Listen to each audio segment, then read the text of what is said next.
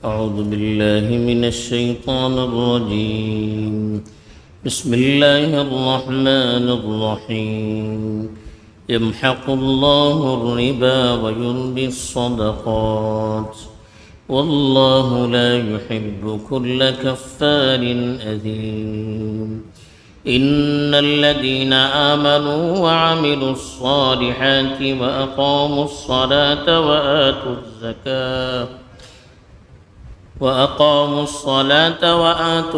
وآتوا الزكاة لهم أجرهم عند ربهم ولا خوف عليهم ولا هم يحزنون.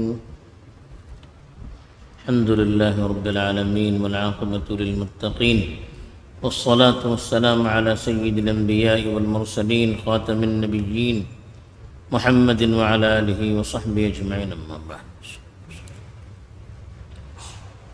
سود کے بارے میں آیت چل رہی تھی. پچھلی آیت میں اللہ تعالیٰ نے قیامت کے دن سودی لین دین کرنے والوں کا جو حشر ہوگا اس کو بیان کیا تھا، اور اس کی وجہ بھی بتائی گئی تھی کہ کیوں اس طرح سے ان کے ساتھ برتاؤ کیا جائے گا. اب جو آیات تلاوت کی گئی ہیں اس میں سود کے نقصانات اور صدقے کے فوائد بتائے جا رہے ہیں.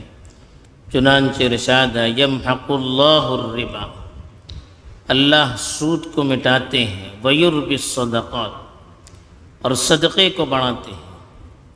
پہلی بات جو اللہ نے بتائی کہ سود کو اللہ تعالیٰ مٹاتے ہیں. بظاہر ایسا لگتا ہے کہ آدمی سودی لین دین کرتا ہے، سود سے کاروبار کرتا ہے، یا کسی کو سود دیتا ہے یا سود لیتا ہے، اس سے مال میں اضافہ ہوتا ہے، مال بڑھتا ہے. حالانکہ ایسا نہیں ہے، سب دھوکہ ہے. سودی لین دین کرنے والے جو ہوتے ہیں ان کا ہر اعتبار سے نقصان ہوتا ہے. ان کی شخصیت بھی مٹ جاتی ہے، مالی اعتبار سے بھی ان پر تباہی آتی ہے، اور معاشرے میں بھی ان کا وزن گھٹتا ہی چلا جاتا ہے. معاشی اعتبار سے تباہی تو سب جانتے ہیں کہ سودی لین دین کرنے والے جو ہوتے ہیں، سود جو دیتا ہے وہ بیچارہ سود دے دے کر تھک جاتا ہے، جس کی وجہ سے کبھی اس کو اپنی جائیداد بیچنی پڑتی ہے، کبھی کاروبار سے دستبردار ہونا پڑتا ہے، اور کبھی اور کوئی اپنی پراپرٹی وغیرہ بیچنی پڑتی ہے، اور اس کا دیوالیہ نکل جاتا ہے. اور سود لینے والے جو ہوتے ہیں وہ بھی برباد ہو جاتے ہیں. دنیا میں کتنے بینکوں کا سسٹم آپ نے دیکھا کہ پورا تباہ ہو گیا، ان کا دیوالیہ نکل گیا. حالانکہ جو دوسروں سے سود لیتے تھے، لیکن جس چیز کے بارے میں اللہ نے کہا ہو کہ ہم اس کو مٹاتے ہیں وہ چیز مٹ کر رہتی ہے. تو سودی نظام پر قائم جتنے بھی ادارے ہوتے ہیں، کمپنیاں ہوتی ہیں، ان کا انجام تباہ کاری ہی ہوتا ہے. وہ تباہی ہو جاتی ہے، اس میں زیادہ زندگی نہیں رہتی ہے.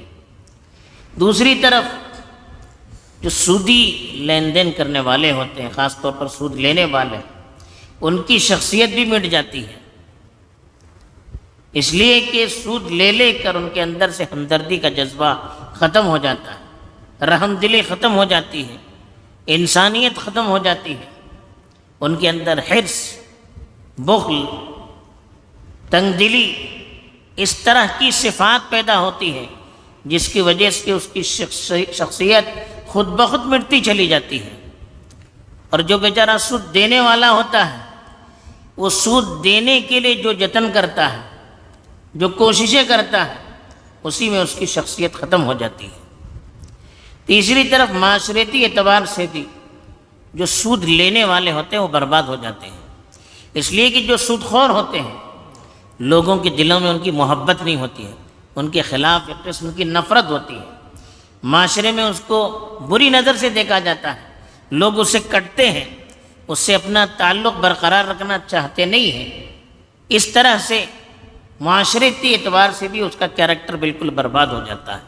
تو سود اتنی گھناؤنی اور اتنی بری چیز ہے کہ معاشی اعتبار سے، روحانی اور معنوی اعتبار سے اور معاشرتی اعتبار سے، ہر اعتبار سے اس کو برباد کر دیتا ہے۔ دوسری طرف اللہ نے کہا وَيُرْبِي الصَّدَقَاتِ، صدقے کو اللہ تعالیٰ بڑھاتے ہیں۔ بظاہر ایسا لگتا ہے کہ آدمی صدقہ و خیرات کرتا ہے تو اس کے مال میں کمی آتی ہے، حالانکہ حدیث میں فرمایا گیا کہ مَا نَقَصَ مَالٌ مِّن صَدَقَةٍ، صدقے سے مال گھٹتا نہیں ہے، بلکہ آدمی جب صدقہ کرتا ہے تو اللہ تعالیٰ دنیا میں بھی اس کا مال بڑھاتے ہیں، اس کے کاروبار میں ترقی دیتے ہیں، اس کا منافع بڑھا دیتے ہیں، اور جب وہ خرچ کرتا ہے تو دوسری طرف سے اللہ تعالیٰ اس کے لیے انتظام بھی کر دیتے ہیں۔ اور اسی طرح سے آدمی جب خرچ کرتا ہے تو آخرت میں جو ثواب اللہ کے یہاں بڑا چڑھا کر ملتا ہے، پیچھے بھی اس کا تذکرہ ہو چکا ہے۔ تو تیسری طرف صدقہ کرنے والے کی شخصیت کے اندر بھی ترقی ہوتی ہے، روحانی اعتبار سے، اخلاقی اعتبار سے، اللہ کے تعلق کے اعتبار سے، لوگوں کی محبت حاصل کرنے کے اعتبار سے، ہر اعتبار سے اللہ تعالیٰ اس کو ترقی دیتے ہیں، اس کی شخصیت میں بھی اللہ تعالیٰ اضافہ کر دیتے ہیں۔ تو اس لیے کہا کہ اللہ تعالیٰ صدقے کو بڑھاتے ہیں، اور پھر اللہ تعالیٰ نے فرمایا کہ واللہ لا يحب كل کفار اثیم، کفار کہتے ہیں ناشکرے، اللہ تعالیٰ بڑے ناشکروں کو یا کٹے کافروں کو کبھی پسند نہیں کرتے ہیں، جو سود کا انکار کرتے ہیں، سودی احکام کا انکار کرتے ہیں اور سودی لین دین میں اپنے آپ کو لگائے رکھتے ہیں، ایسے شخص کے لیے دنیا میں یہ سزا ہے کہ اللہ تعالیٰ ان سے نفرت کرتے ہیں۔ ایسے لوگ اللہ کو پسند نہیں ہیں، تو پھر بھلا جس سے اللہ نفرت کرتے ہیں اس کو کیسے دنیا میں سکون حاصل ہو سکتا ہے، کیسے اس کی زندگی میں ترقی حاصل ہو سکتی ہے، کیسے لوگوں کے دلوں میں اس کی محبت پیدا ہو سکتی ہے؟ وہ تو دنیا ہی میں بے موت کی موت مر جاتا ہے۔ اسیم کہتے ہیں نافرمان کو، گنہگار کو۔ جو سودی لین دین کرنے والے ہوتے ہیں وہ بیچارے سامنے والے کا خون چوس چوس کر اپنے گناہوں میں اضافہ کرتے ہیں، تو ایسے لوگوں کو اللہ تعالیٰ پسند نہیں کرتے ہیں۔